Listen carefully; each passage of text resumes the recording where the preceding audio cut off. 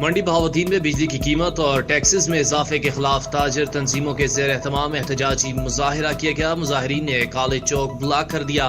مظاہرین کہتے ہیں 3,000 سے 6,000 روپے جی ایس ٹی کی مد میں اضافی ڈالا گیا ہے جو دکانداروں کے ساتھ ظلم کے مترادف ہے۔ بجلی کی یونٹ کی قیمت بھی بے تحاشا اضافے سے شہری مشکلات کا شکار ہے۔ بجلی کے بلوں میں ظالمانہ اضافہ واپس نہ لیا گیا تو شٹر ڈاؤن ہڑتال کی کال دیں گے۔ اوباڑوں میں 5 روز سے بارش جاری، نظام زندگی متاثر ہو گئی۔ شہر اور گردنواں میں 5 روز سے بارش کا سلسلہ جاری۔ رونتی، مرید شاہ، ریتی، پیر گوٹ اور دیگر علاقوں میں بارش کے باعث کپاس اور دیگر فصلیں زیر آب آ گئیں۔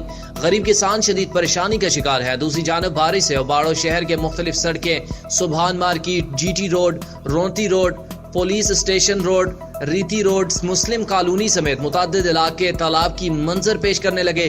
اسسٹنٹ کمشنر اوباڑو آصف علی کی ہدایت کرنے کے باوجود میونسپل کمیٹی کی جانب سے تاحال شہر کی گلیوں اور سڑکوں سے بارش کا پانی نہیں نکالا جا سکا۔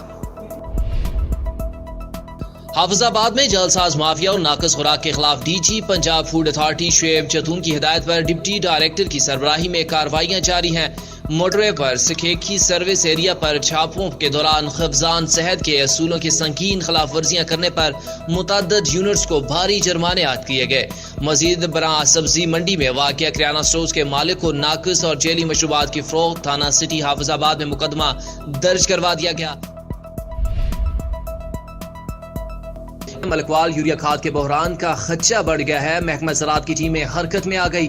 ملکوال میں یوریا کھاد کی تحصیل کے بحران کے پیش نظر کسانوں کی شکایات پر محکمہ زراعت نے تحصیل بھر میں قائم کردہ سیلز پوائنٹ پر کھاد کی فراہمی کو یقینی بنانے کے لیے اقدامات شروع کر دیے۔ تحصیل ایگریکلچر آفیسر سہیل منیر نے مختلف سیلز پوائنٹ کا وزٹ کیا اور سٹاک بھی چیک کیا۔ سہیل منیر کہتے ہیں کہ کنٹرول ریٹ پر کھاد کی فراہمی اولین ترجیح ہے۔ سیلز پوائنٹ پر باقاعدگی سے چیکنگ کی جاتی ہے۔ شکایات پر فوری ایکشن لیتے ہوئے خلاف ورزی کرنے والوں کو محکمہ زراعت کی جانب سے لاکھوں روپے جرمانہ اور 20 مقدمات کا اندراج کروایا گیا ہے۔